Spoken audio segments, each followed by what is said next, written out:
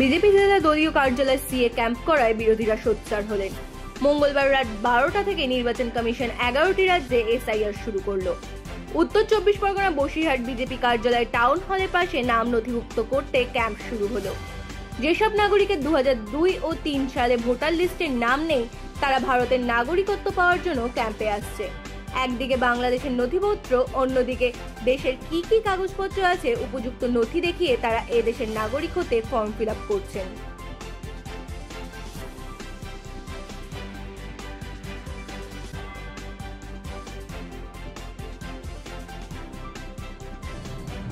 আমরা আজকে শুনলাম যে গতকাল এসআইআর লাগু হয়েছে, আর আজকে ভারতীয় জনতা পার্টি তার পার্টি অফিসে ক্যাম্প করেছে এবং এসআইআরকে নিয়ে বিজেপির যে প্রতিহিংসার রাজনীতি চলছে, বাঙালি বিদ্বেষী রাজনীতি চলছে, সেটা তার প্রমাণ। এবং নির্বাচন কমিশন যেটা ঠুঁটো জগন্নাথ, তাদের ডিএম এসডিও কারোর উপর ভরসা নেই।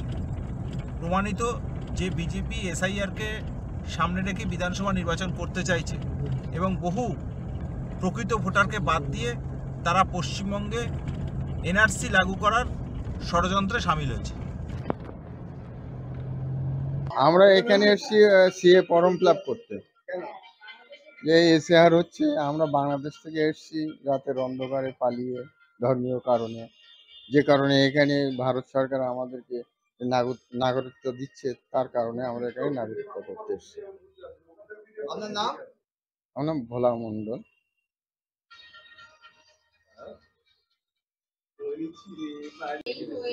এখানে প্রথমত সিএ চালু হয়েছে এবং যে সমস্ত হিন্দুরা বাংলাদেশ, আফগানিস্তান, পাকিস্তান থেকে ধর্মীয় কারণে উৎপীড়িত হয়ে আমাদের ভারতবর্ষে এসেছে, তাদেরকে নাগরিকত্ব দেওয়া হচ্ছে। এবং আমাদের কেন্দ্রীয় সরকার পরিষ্কার বলে দিয়েছে 24 সালে যারা এসছে তাদেরকে এখান থেকে বাংলাদেশে পাঠানো হবে না, কিন্তু যারা এসছে তাদেরকে সি অ্যাপ্লাই করতে হবে। ওই জন্য সবাইকে নিয়ে এসেছি সি অ্যাপ্লাই করানোর জন্য। হ্যাঁ, বাংলাদেশ থেকে এসছে। কেউ 11 সালে এসছে, কেউ 2020 সালে এসছে এবং তাদেরকে এখানে সি অ্যাপ্লাই হচ্ছে এবং যাতে এখানে ভারতের নাগরিকত্ব পাই এবং ভারতে সাধারণভাবে বাস করতে পারে।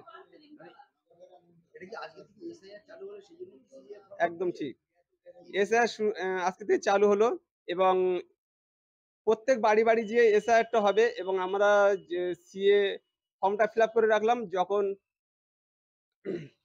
যখন আমাদের বাড়িতে যে এসআইআর করতে যাবে তখন আমরা এই সিএ অ্যাপ্লাই করা এটা দেখাবো।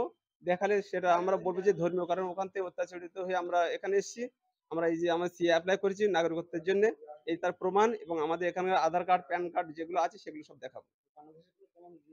এখানে বাংলাদেশে আমাদের কোনো প্রমাণ নেই, কিন্তু বাংলাদেশে যেখানে থাকতাম সেখানকার ঠিকানা তো অবশ্যই আছে। সেগুলো আমরা এসআইআর সি এর মাধ্যমে সেটা আমরা তুলে ধরেছি এবং সেখান থেকে সিএ করে এটা আমরা করেও দিয়েছি।